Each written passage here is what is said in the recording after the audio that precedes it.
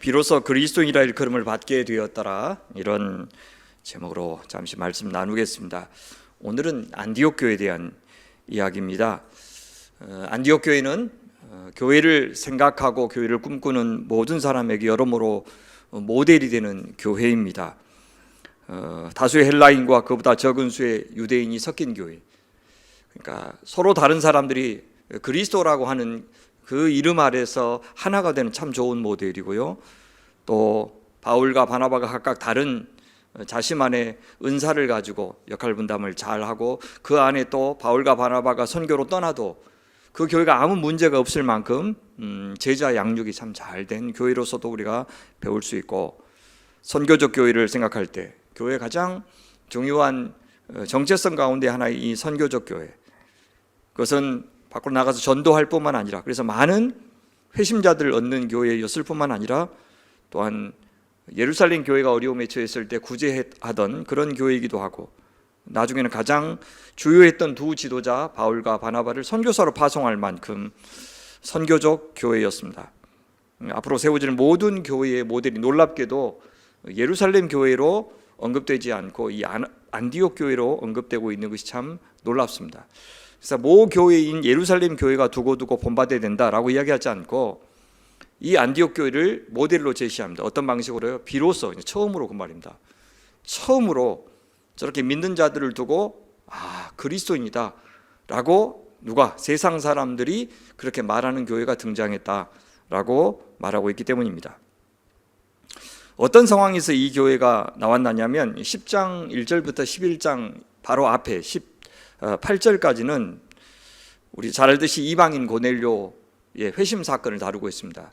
그 사건에 대해서 예루살렘 교회가 반발하자 베드로가 여기에 대해서 해명하는 그런 말, 그리고 예루살렘 교회가 그 베드로의 설명을 받아들이고 하나님 앞에 영광 돌리는 장면으로 우리가 마무리되는 것을 보았습니다. 우리 11장 17절 18절 말씀 보시면 이렇게 되어 있죠. 그런즉 하나님이 우리가 주 예수 그리스도를 믿을 때 주신 것과 같은 선물을 그들에게도 주셨으니 내가 누구이기에, 베드로 내가 누구이기에 하나님을 능히 맡겠느냐 하더라.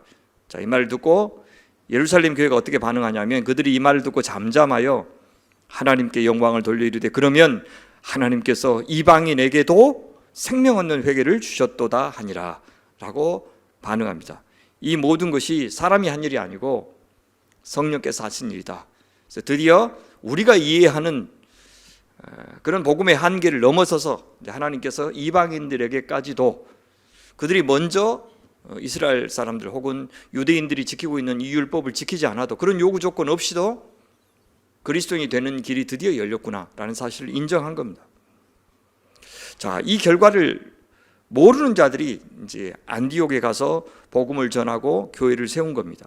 그렇다면 안디옥 교회는 10장 1절부터 여기 11장 18절까지의 성령의 모든 역사의 결과물이다, 그렇게 말할 수가 있는 것입니다. 이 안디옥이라고 하는 것이 참 중요한 곳입니다. 안디옥이라는 이름이 당시 로마 제국 안에 참 여러 개가 있었어요. 그래서 앞에 어떤 지역의 안디옥인가를 구분해서 말합니다. 성경에 나온 안디옥은 두 군데죠. 여기가 그러니까 수리아의 안디옥, 그렇게 부릅니다. 우리 시대로 하면 시리아죠. 시리아라는 곳에 있는 안디옥. 나중에 사도 바울의 1차 전도 여행 때 이 비시디아 안디옥이라는 곳이 있죠. 그 비시디아의 안디옥, 그렇게 안디옥 여러 군데 있었습니다. 최근에 그 튀르키예 지진이 났었죠. 그 지진이 난 곳이 바로 이 안디옥이라는 곳에 났습니다. 동부 지중해 16개 도시 가운데 가장 컸고요. 로마의 3대 도시 가운데 하나였습니다. 세 번째로 큰 도시, 부리 인구가 30만 명에 이를 정도의 메트로폴리탄이었습니다. 시리아의 로마 행정 중심지였죠. 거기에 유대인들도 많이 모여 살았어요. 한 2만 2천에서 많게는 6만 5천까지 잡는 학자들도 있습니다. 그러니까 국제적인 상업 중심지였고 아주 세계적인 도시였다라고 할 수 있습니다.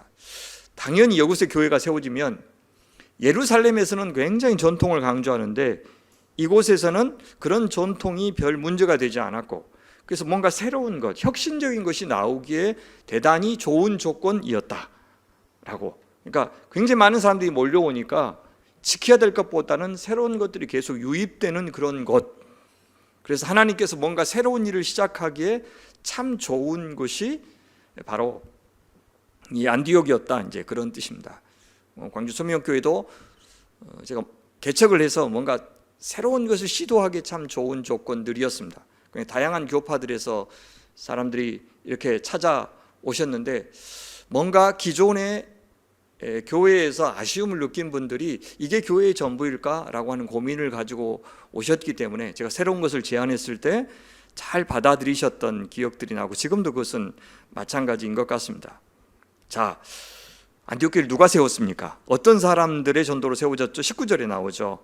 스데반의 일로, 여러분 스데반의 일로 굉장히 예루살렘에 박해가 있었죠. 그때 흩어진 사람들이 주로 헬라파 유대인들이었습니다. 그러니까 디아스포라 유대인 그렇게 불러요. 원래 유대와 예루살렘에서 살고 있었던 히브리파 유대인들이 떠난 것이 아니라 그들이 떠났다면 그들은 모든 집과 가족들을 다 두고 떠나야 되는데 그럴 리가 없죠. 외국에서 살다가 마지막에 이렇게 왔던 사람들은 되게 가난했어요.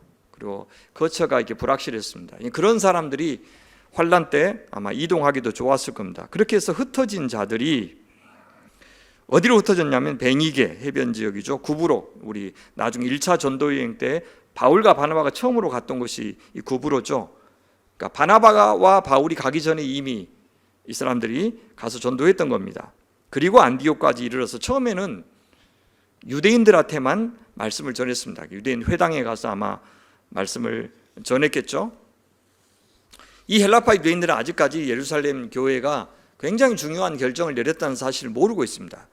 고넬료 사건을 모르고 있는 것이죠. 그러나 성령께서는 예루살렘 교회가 하나님의 선교를 인정하자 안디옥에서도 이 고넬료 사건을 집단적으로 재현하신 겁니다. 하나님이 하셨어요. 그런데 일관성 있게 다른 방식으로 사역하시는 이 놀라운 역사를 볼 수가 있습니다.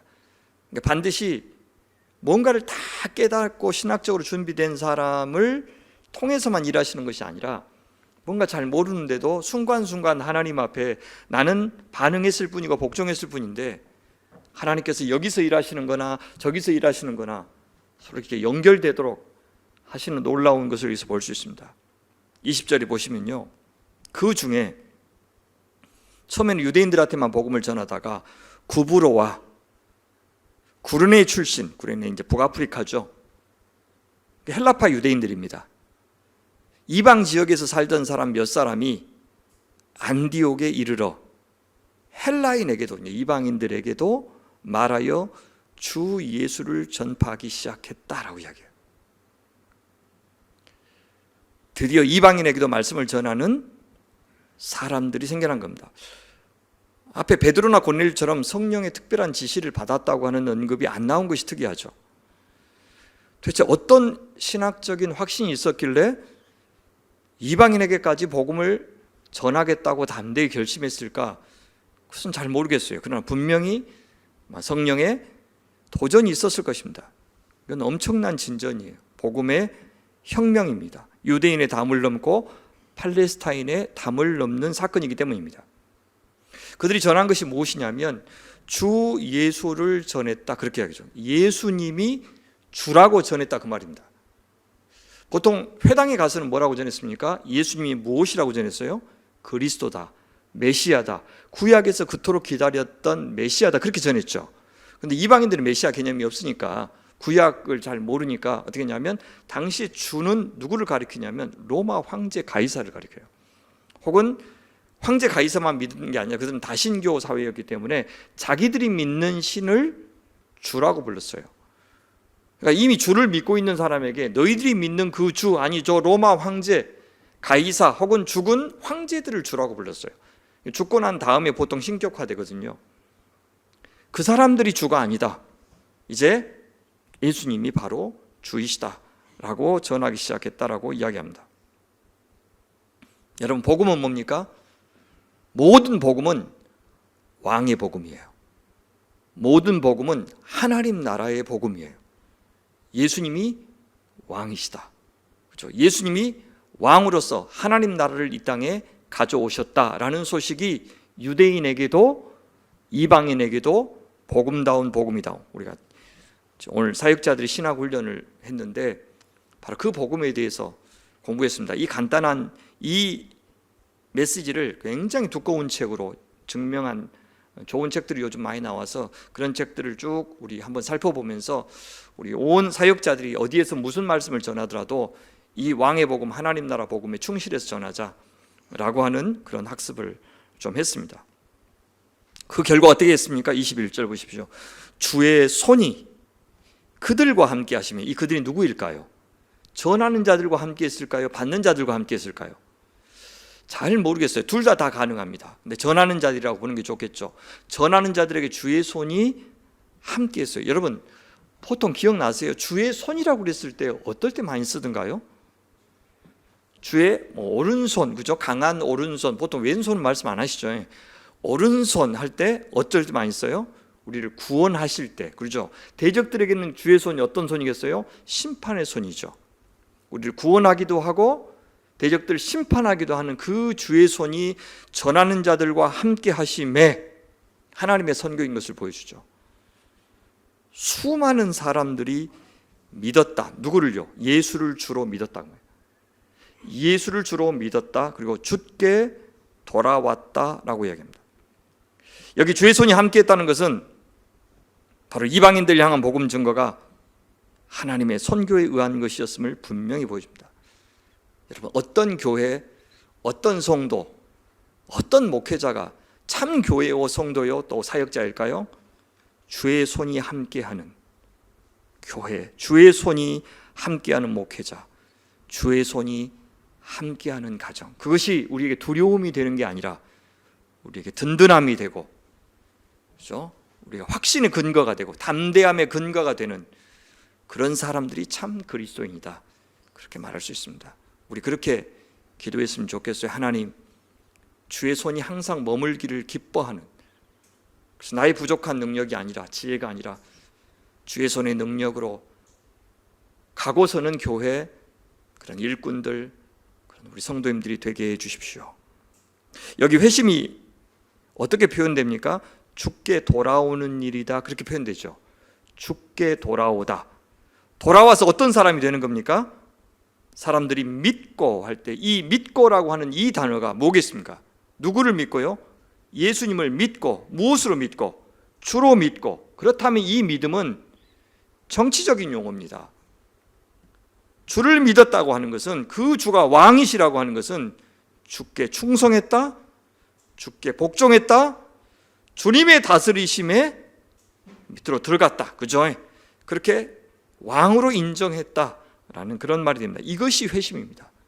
주께 돌아온다는 것은 주님의 통치 아래로 들어간다라고 하는 겁니다.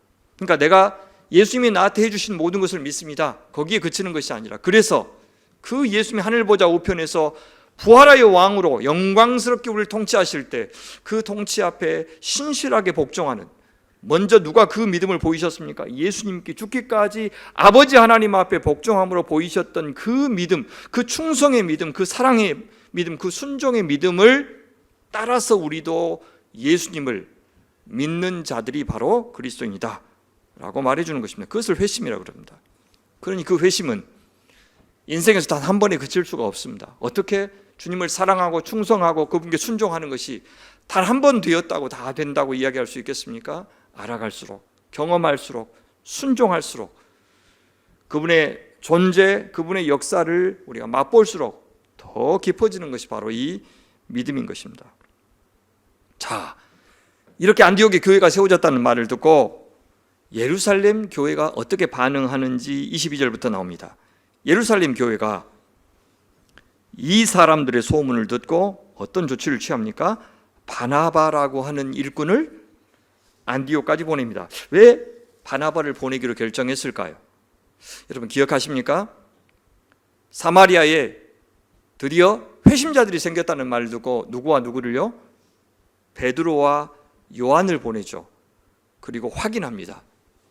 확인하여 정말 하나님께서 행하신 일인 것을 분명히 확인한 다음에 어떻게 기도하자 성령이 내리셨던 사건을 우리는 알고 있습니다. 여기서도 마찬가지예요. 또한 바나바를 통해서 이 사람들 더 온전한 복음으로 양육하기 위해서 아마 바나바를 보냈습니다. 그러면 왜 다른 사역자들도 많은데 하필 바나바라고 하는 사람을 보냈을까요? 그가 어디 출신입니까? 그가 구브로 출신입니다. 이게 관련이 있는지 없는지는 모르겠지만 그래도 구브로 출신의 전도자들을 통해서 회심한 그룹, 그래서 구브로 출신의 바나바를 보내서 같이 동역하게 하지 않았을까 하는 생각이 듭니다. 우리 이미 2장과 4장에서, 특히 4장에서 아나니아와 삽비라와 대조적인 이 바나바의 헌신적인 삶, 그의 성품, 그죠? 위로의 사람이라고 하는 것, 그러니까 목양을 참 잘하기에 적합한 일꾼이라고 하는 것을 우리는 확인한 바 있습니다. 그래서 그는 아마 그런 조건을 갖춘 사람이기 때문에 그 교회를 양육하는 데 적합해서 보냈을 겁니다. 그 결과가 어떻게 됩니까? 우리 23절 보십시오. 23절, 24절에 그 사역의 결과가 나오고 있습니다. 그가 이르러 하나님의 은혜를 보고 기뻐하여 모든 사람에게 굳건한 마음으로 주와 함께 머물러 있으라 권하니, 바나바는 착한 사람이요 성령과 믿음이 충만한 사람이라 이에 큰 무리가 주께 더하여지더라. 바나바가 안디옥에 가서 본 것이 뭡니까? 하나님의 은혜를 보았다. 그리고 기뻐했습니다. 아, 안디옥 교회가 형성된 것 하나님이 하신 일이구나. 하나님께서 은혜로 하신 일이구나. 어떤 사역자들의 수고, 이것이 강조되는 것이 아니라 하나님이 강조되고 하나님의 은혜가 강조되고. 여러분, 광주 소명교회는 하나님의 은혜로 세워졌습니까? 하나님의 은혜로 여기까지 왔습니까? 예, 그것이 제가 바라고 소원하고 앞으로도 저희 교회에 바라고 원하는 것입니다. 수많은 일꾼들을 통해서 일하시지만 우리 모든 사람의 입을 통해서 어떤 사역자, 어떤 장로님들, 어떤 귀한 일꾼들이 아니라 하나님의 은혜가 하셨다, 하나님이 하셨고 그분의 은혜로 하셨다라고 하는 고백만 나오는 그런 교회가 되기를 소원합니다. 안디옥 교회를 대표해서 바나바는 이것을 보면서 그들에게 정당성을 부여해 주었습니다. 그때 뭐가 찾아오냐면 기쁨이 찾아온다고 이야기합니다. 교회에 언제 기쁨이 가득하냐면 하나님이 하셨다는 것을 모두가 확인하는 순간, 하나님의 은혜가 이 교회에 임했다는 것을 우리 모두가 확인하는 순간, 그때 참 기쁨이 찾아옵니다. 우리들도 애써서 보람이 있는 경우가 많이 있죠. 근데 거기에 반드시 더해져야 되는 게 뭐냐면 하나님의 은혜입니다. 그러려면 모든 사역에 뭐가 있어야 되겠어요? 저는 기도가 있어야 된다고 생각해요. 기도라고 하는 것은 하나님의 은혜를 구하는 통로입니다. 그래서 우리가 촘촘하게 계획해서 그냥 그 스케줄대로, 그 예측대로 다 이루어졌을 때 얻는 기쁨, 그것보다도 참 우리가 너무 여백이 많아서 이거 언제 어떻게 채워지지? 우리 하나님이 아니시면 도저히 될 수가 없어 라고 하는 그런 여백이 가득하게 이렇게 주님 앞에 맡겨놨는데 주님께서 하나 둘씩 놀라운 당신의 방법으로 그것을 채워가실 때, 아, 주님께서 컨펌하시는구나, 보고 기뻐하시는구나, 좋아하시는구나, 그래서 은혜를 베풀어 주시는구나 라고 확인했을 때 우리가 참다운 기쁨을 누릴 수가 있는 것입니다. 그래서 그가 한 일이 뭐냐면 이제 안디옥 교회에게 목양을 합니다. 어떤 식으로 목양했냐면, 여러분 그의 별명이 뭐였습니까? 위로의 사람이었죠. 바나바라는 뜻이 위로의 사람이라는 뜻입니다. 위로의 사람답게 모든 안디옥에 있는 성도들에게 굳건한 마음으로 주와 함께 머물러 있으라, 그렇게 권했습니다. 그러면 지금 안디옥의 상황이 어떤 상황이라는 것을 알 수 있죠? 굳건한 마음이 필요한 상황이죠. 마음을 굳세게 할 정도로 요동하는 일들이 많은 상황이죠. 그 다음에 주와 함께 계속해서 머물러 있으라, 그렇게 권할 만큼 유혹이 많았어요. 그죠? 이 신앙을 끝까지 붙들기에 어려운 상황들이 많았겠죠. 여러분, 로마에서 세 번째로 크다니까요, 이 도시가. 그러면 극소수의 그리스도인과 많아봐야 한 50명, 극소수의 그리스도인과 절대 다수의 30만의 이 안디옥 이 상황에서 저 로마 황제 숭배하지 않고 정말 듣보잡이죠. 좀 보도 듣도 못한 그 예수를 메시아로 믿고 그분이 온 세상의 통치자라고 그렇게 믿고 산다고 하는 것은 로마 제국이 주는 엄청난 혜택들을 다 거절한다는 뜻이고, 그동안 자기가 몸담았던, 그죠, 이 당연시 여겼던 삶에서 떠난다는 뜻이에요. 그러니까 정말 많은 어려움들이 있었을 겁니다. 그래서 여러분 굳건한 마음을 가지십시오. 그다음에 주 예수와 함께 머물러 계십시오. 예수님이 바로 주이십니다. 그 통치자와 함께 머물러십시오. 그분의 다스림에 머무르십시오. 이렇게 구원했다라고 이야기합니다. 지난 2박 3일의 저희 사역자들의 시간도 서로 우리 굳건한 마음으로 이 어려울 때에 한 마음으로 주를 잘 섬깁시다 라고 격려하고 또 항상 주와 함께 머물도록 권하는 그런 시간이었습니다. 자, 그렇게 사역했던 바나바를 다시 한번 소개하죠. 소개하면서 그 앞에 왜냐하면이라는 말이 숨어 있어요. 왜냐하면 왜 그렇게 이렇게 그가 권할 수 있는 사람이냐 하면 그는 어떤 사람이었기 때문에요? 착한 사람이요 하면서 성품을 이야기해요. 이 착하다는 말 속에 굉장히 많은 말들이 다 숨어 있겠죠. 그 다음에 두 번째, 그는 인격적인 성품뿐만 아니라 영적인 자질도 갖춘 사람이었어요. 충만한 사람인데 무엇이 충만하냐면 성령이 충만한 사람이죠. 성령이 충만했다는 것은 성령의 인도하심에 민감하고 성령께서 하시는 말씀을 잘 알아듣고 성령의 지시를 따라서 살아가는 사람이었다, 그런 뜻이에요. 그 다음에 또 뭐가 충만합니까? 믿음이 충만한 사람이었다라고 이야기하죠. 이 믿음은 앞에서 나왔던 왕이신 주 예수 그리스도께 복종하는 믿음, 순종하는 믿음이 투철했다, 그 말입니다. 성령에 민감하고 또 예수의 통치 앞에 온전히 복종하는 사람이었다. 자, 그런 사람이 권하니 사역하니 그 결과 큰 무리가 죽게 더하였다. 앞에는 죽게 돌아왔다 그랬는데 더하여졌다. 핵심적인 게 뭐냐면 죽게입니다. 죽게. 예수를 주로 믿는 자들이 더하여졌다 라고 이야기하고 있습니다. 왜 이렇게 바나바에 대해서 좋게 이야기했을까요? 여기가 11장이죠. 12장에 올라가서 이제 예루살렘에서 잠깐 보낸 다음에 돌아와서 13장에서는 이 바나바와 함께 바울이 첫 번째 전도 여행의 파송을 받죠. 그래서 이 사람이 얼마나 첫 번째 전도 여행의 리더로서 파송을 받기에 합당한 사람인지를 이렇게 강조하기 위해서 미리 포석을 이렇게 해두는 겁니다. 그러면 그 다음에 누가 나와야 정상일까요? 바로 바울이 나와야 정상이죠. 그래서 바로 바울이 등장합니다. 바나바가요, 갑자기 잘 일하다가 바울을 찾으러, 사울이라고 불리는 바울이죠, 다소, 그의 고향 다소로 갔다고 이야기하죠. 25절 보십시오. 바나바가 사울을 찾으러 다소에 가서 만남에 안디옥에 데리고 왔다라고 이야기해요. 교회가 성장하자 그는 자기 혼자서 이 일을 감당하기에 역부족이라고 생각했어요. 그래서 사역자 사울을 찾은 겁니다. 동력자를 찾은 겁니다. 저희 교회도 건강한 교회로 앞으로 계속해서 잘 쓰임받기 위해서는 사역자 그룹이 잘 형성되는 것이 중요합니다. 그래서 저희가 사역자 훈련을 했던 것이고, 앞으로도 이 사역자 고리가 생길 때마다 가장 지금 어려운 문제가 누구를 모셔올까? 왜냐하면 우리 오늘 그런 고민들을 이야기했는데, 지금 우리는 어느 정도 눈빛만 교환해도 마음도 통하고 또 특별히 전하는 복음이 같아요. 그래서 우리 이태환 목사님이 오늘 가면서, 목사님 새로운 사역자를 이렇게 선정하면 그 다음 때 이런 책 읽으라고 그 읽을 거 리스트를 딱 줘서 숙제도 좀 주고 해가지고 이거 다 하도록 좀 미리 좀 몇 달 전부터 좀 숙제를 줍시다. 그렇게, 그럼 누가 오겠어요? 지금 이 촌으로 오라 그래도 지금 올까 말까 하고 지금 사택도 안 주고 뭐 그런데도 지금 올까 말까 하는데 숙제까지 내주면 누가 오겠냐고요. 어쨌든 그 어떤 마음인지 아시겠죠? 이렇게 겨우 맞춰진 그 사역자 팀을 이루기가 어려운데 또 새로운 사역자 오셔가지고 저희와 신학을 공유한다는 것이 얼마나 어려운가. 정말 사역자 만나기가 하늘에 별 따는 것처럼 어려운 시간입니다.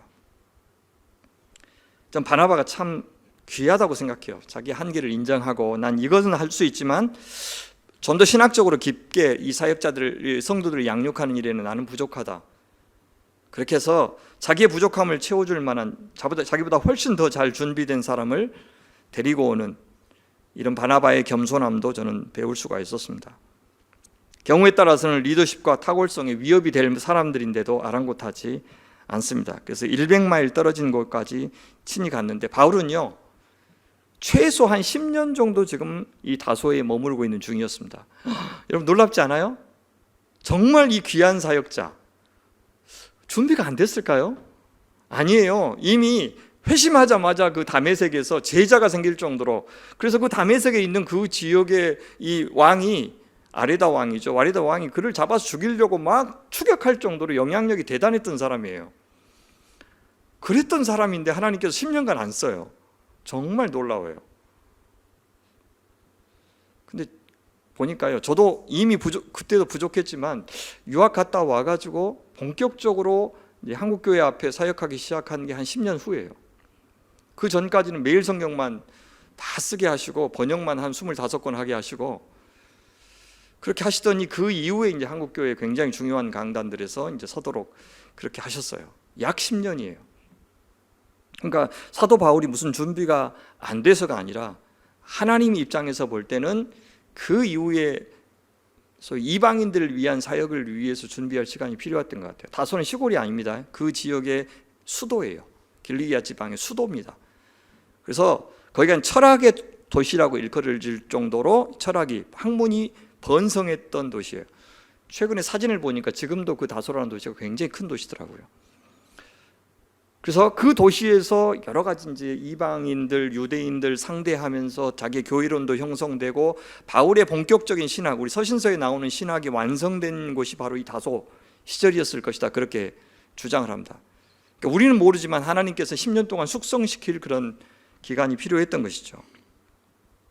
그렇게 잘 준비된 사도가 합류하자 어떻게 돼요? 둘이 교회에서 1년간 모여있어 큰 무리를 가르쳤고, 제자들이, 그 무리를 가르치니까 벌써요 성도들이 제자들이 됐어요. 성도들을 제자라고 부른 것을 보면 그들이 얼마나 잘 훈련되었는지 알 수가 있죠. 제자들이요, 이 로마의 3대 도시라고 하는 안디옥에서 비로소 처음으로 그 말이에요, 그 이전에 교인들이 많았고 교회들이 많았지만 한 번도 그 예수 믿는 자들을 그리스도인이라고 부른 적이 없는데 처음으로 그리스도인이라 일컬음을 받게 되었더라.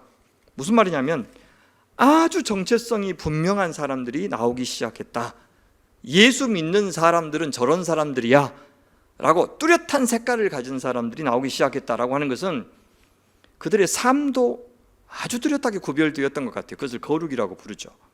여러분, 그간에요 교회들은 지역적인 특성과 혈통적인 특성에 굉장히 매여 있었어요.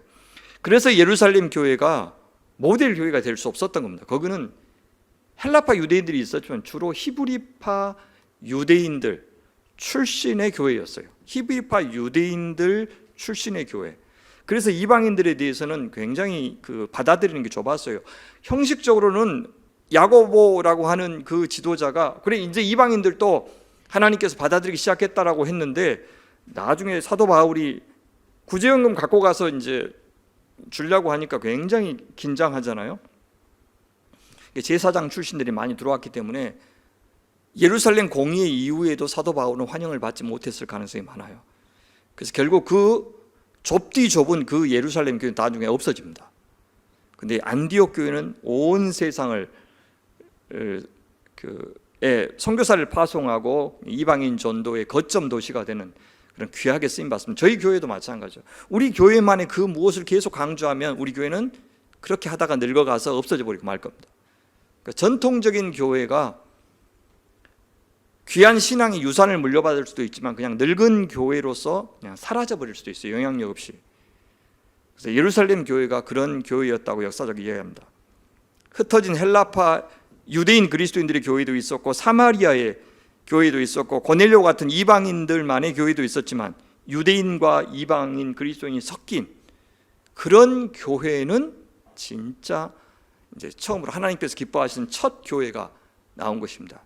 그리고 귀하게 하나님께서 준비한 두 사역자 바나바와 이 사울을 통해서 드디어 이제 예수 믿는 자들은 바로 이런 자들이다. 예수 믿는 자들의 교회는 바로 이런 곳이다. 앞으로 내가 두고두고 어떤 지역에 있든지 혈통과 계급과 이런 것들을 다 초월해서 내가 보고 싶은 교회는 바로 이 교회다. 삼위일체 하나님, 세 분이지만 한 분이신 그 삼위일체 하나님의 존재 방식을 가장 닮은, 굉장히 다양한 지체들이 있지만 한 그리스도의 몸이 되는 이 아름다운 연합의 교회의 모델이 바로 안디옥 교회다. 바깥을 향해서는 철저하게 저 로마 제국의 황제를 섬기지 않고 예수님을 주로 섬기는 바로 그런 교회로 살아가는 거룩한 공동체가 바로 이 교회다라고 하는 것을 보여준 것이 안디옥 교회라는 뜻입니다. 이 안디옥 교회는요, 어떤 면에서 우리에게 참 모델이 되냐면 그 다음에 27절부터 30절까지 나오는 이 사건이 우리에게 좀 주는 시사점이 큽니다. 그러니까 선교적 교회인데 말씀만 전하는 선교적 교회가 아니라 자기의 존재를 나누는, 물질을 나누는, 그래서 구체적인 필요를 채워주는 방식으로 그가 이제 자기 교회 안에서만 자라는 것이 아니라 예루살렘 교회와도 형제의 그런 사랑을 나누는 교회의 모습을 통해서 교회라고 하는 것은 이렇게 존재하는구나 라고 하는 것을 보여줍니다. 그러니까 모 교회를 돕는 자녀의 교회. 27절 보시면 그때 선지자들이 복수의 선지자들이 예루살렘에서 안디옥에 도착합니다. 그 중에 아가보라고 하는 한 사람이 있었어요. 그 사람은 나중에요, 바울이 마지막으로 예루살렘 올라갈 때 올라가지 말라고, 올라가면 거기서 고난이 있을 것이라고 경고했던 그 선지자 가운데 하나예요. 그 아가보라 하는 한 사람이 일어나 성령으로 말하되, 성령께서 충만하여 그에게 말씀해 주시죠. 교회에게 천하에 큰 흉년이 들리라 하니 글라우디오 황제, 클라우디우스 황제 때 그렇게 되니라, 그렇게 이야기합니다. 그때 공동체가 어떻게 결정하냐면 29절, 제자들이 각각 그 힘대로 유대에 사는 형제들에게, 이렇게 형제들이라고 부르죠. 이제는 유대인, 히브리인들로 구성된 예루살렘 교회 혹은 유대 교회를 형제들이라고 부르기 시작합니다. 그들에게 부조를 보내기로 작정하였다. 환대하는 교회가 되고 있습니다. 이 해가 바로 주후 46년입니다. 어떻게 실행합니까? 30절이 나오죠. 이를 실행하여 바나바와 사울의 손으로, 아까는 주의 손으로 그렇게 얘기했죠. 그 주의 손의 역할을 대신한 것이 바로 바나바와 사울의 손입니다. 교회인은 바로 주님께서 행하시는 일을 대리하는 곳, 그죠? 주님의 손으로 행하실 일을 교회를 통해서 행하고 있습니다. 바나바와 사울의 손으로 장로들에게 보내니라. 이 주의 손은 나중에 12장에서 헤롯을 심판하는 손으로 주님께서 사용하실 겁니다. 영적인 도움을 받았던 자녀 교회가 물질적인 도움을 어머니 교회에게 주고 있습니다. 이것은 훗날 바울이 마게도냐 이방인 교회 구제 헌금을 모아서 예루살렘 교회에 전달하는 일로 발전이 될 겁니다. 여러분, 이걸 보면 모 교회라고 하는 것은 물질적으로 부유한 교회가 아니라 영적으로 부유한 교회인 것을 알 수가 있죠. 바나바와 같은 그런 영적인 일꾼들을 양육해서 보내는 그런 교회가 모 교회의 역할이다, 영적인 수원지 역할이다 라고 하는 것을 알 수가 있습니다. 진짜 참 교회는 어떤 곳입니까? 자기들만의 계토를 형성하지 않고, 그래서 우리 교회만 성장하고 부흥하고 발전하고 이것만을 도모하지 않고 교제의 공동체, 나눔의 공동체, 고통 분담의 공동체로 갔을 때 그것이 참다운 교회라고 하는 것을 이 안디옥 교회를 통해서 우리는 배울 수가 있습니다. 말씀을 정리하겠습니다. 안디옥 교회는 어떤 교회였습니까? 하나님의 사역과 하나님의 선교의 결과였습니다. 환난을 통해서 흩으실 때는 그것이 그들에게는 큰 위기였지만 도리어 그렇게 흩어진 자들의 위에 주의 손이 함께 하심으로 수많은 사람들이 믿고 주께 돌아오도록 주께서 역사하셨습니다. 바나바가 그것을 하나님의 은혜를 보았다라고 표현하고 있습니다. 그래서 하나님의 역사로 참다운 기쁨이 있었던 교회가 바로 안디옥 교회였습니다. 두 번째, 순회 전도자들이 세운 교회였죠. 담대하게 헬라인에게 복음을 전했던 자들, 아마 유대인 그리스도인들이었으면 하기 어려웠을 것인데 굉장히 많은 시련을 겪고 또 생각이 말랑말랑했던 헬라파 유대인들이었기 때문에 베드로보다도 훨씬 더 편견이 없이 같은 이방인 그런 앤들에게 복음을 전할 수가 있었을 거라고 생각합니다.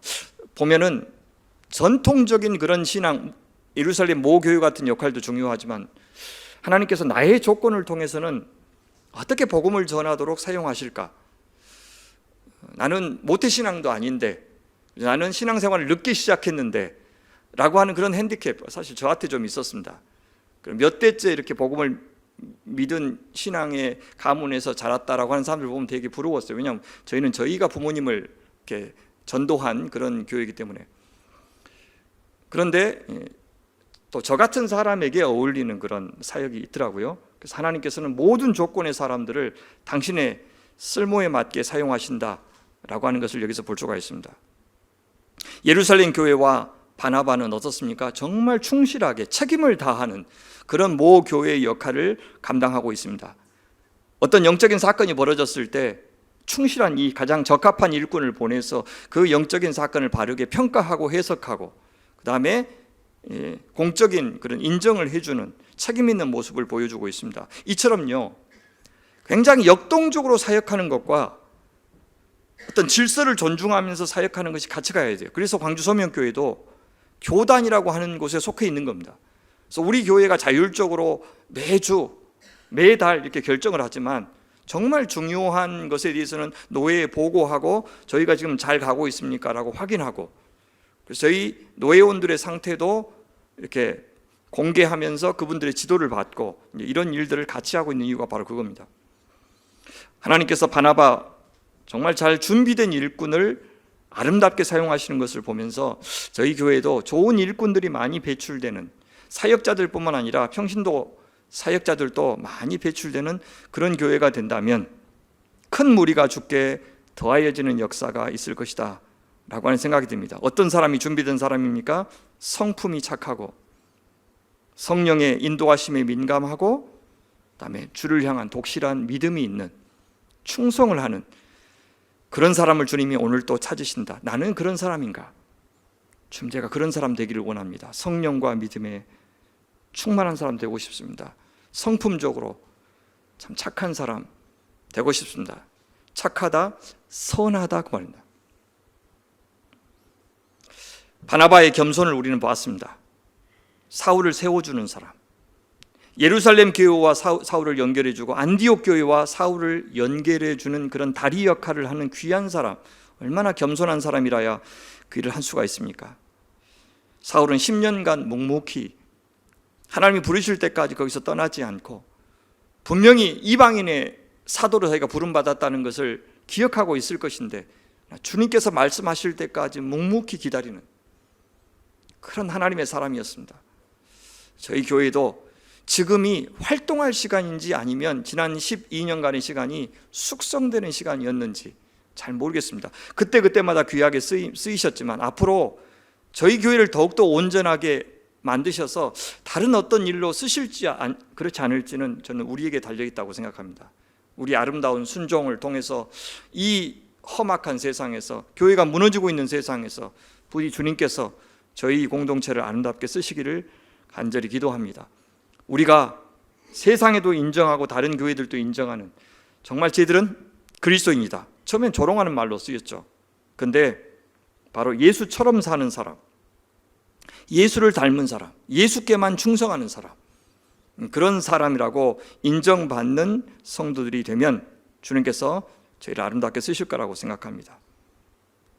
그들의 성숙은 어려운 교회를 돕는 모습으로 나왔습니다. 영적인 도움을 물질로 갚았던 교회, 오늘 우리도 지금까지 해왔던 것처럼 물질로 교회 안팎을 환대하는 교회가 된다면 하나님께서 베푸신 그 은혜에 반응하는 교회라고 칭찬받을 겁니다.